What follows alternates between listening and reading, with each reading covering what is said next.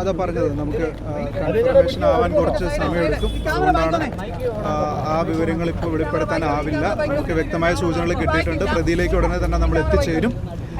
വളരെ ബ്രൂട്ടലായിട്ടുള്ള രീതിയിലാണ് മർഡേഴ്സ് നടന്നിരിക്കുന്നത്.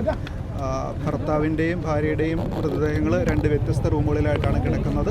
നമ്മളിപ്പോൾ FIR രജിസ്ട്രേഷൻ പൂർത്തിയായതിനു ശേഷം ശാസ്ത്രീയ പരിശോധനകൾ, വീഡിയോ ദൃശ്യത്തിൻ്റെ സഹിതം ശാസ്ത്രീയ പരിശോധനകൾ, ഡോഗ് സ്ക്വാഡിൻ്റെ പരിശോധന, ഫിംഗർ പ്രിൻ്റ് പരിശോധന, ഇതെല്ലാം കൃത്യമായിട്ട് നടക്കുന്നുണ്ട്. വീടിൻ്റെ ഫ്രണ്ട് ഡോറ് തുറന്നാണ് കയറിയിരിക്കുന്നത്. അത് ഒരു സ്ക്രൂ ഡ്രൈവർ ഉപയോഗിച്ച് തൊട്ട് സൈഡിൽ ജനാല തുറന്നിട്ടാണ് ഇത് തുറന്നിരിക്കുന്നതെന്നാണ് നമ്മളിപ്പോൾ അസ്യൂം ചെയ്തിരിക്കുന്നത്. അതുപോലെ ഈ വെപ്പൺ എടുത്തിരിക്കുന്നതും ഈ വീടിൻ്റെ ഔട്ട് ഹൗസിൽ നിന്നാണ് വെപ്പൺ എടുത്തിരിക്കുന്നത്. ആ വെപ്പണാണ് ഉപയോഗിച്ചിരിക്കുന്നത്. വെപ്പൺ നമുക്ക് ലഭ്യമായിട്ടുണ്ട്. അമ്മിക്കല്ല് നമുക്ക് തോന്നുന്നത് ഫ്രണ്ട് ഡോറ് ബ്രേക്ക് ഓപ്പൺ ചെയ്യാൻ വേണ്ടി കൊണ്ടുവന്നിരുന്നതാണ്. അത് ചെയ്യേണ്ട ആവശ്യം വന്നിട്ടില്ല, അവിടെ തന്നെ ഇട്ടിരിക്കുകയാണ്.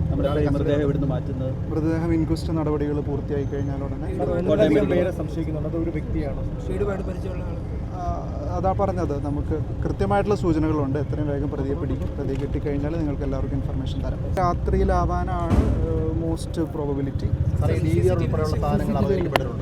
DVR നമുക്ക് ഇവിടെ നിന്ന് ലഭ്യമായിട്ടില്ല. DVR മിസ്സിംഗ് ആണ്.